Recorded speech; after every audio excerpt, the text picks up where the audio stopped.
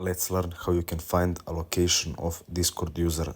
So before we start with everything, I have to tell you that you can't really find the exact accurate location of Discord user if you don't have user token and that user IP address, and that's illegal to show and record, so I won't do that. But the easiest way to find Discord user location is if that user has country name in his description, or you can search his connections. So if he has Steam account connected, he will probably have his location connected to Steam. So to show you this, let us open our Discord application.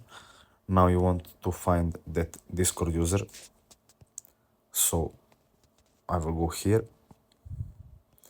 For example, this user. So if I click on his connection and his Steam connection, you will see that this user is from United States. Have in mind that this won't work for everyone, as not everyone has connected their Steam account to their Discord account, so be careful what you do. And if you want to find his IP address and location, you should search on Google for more stuff.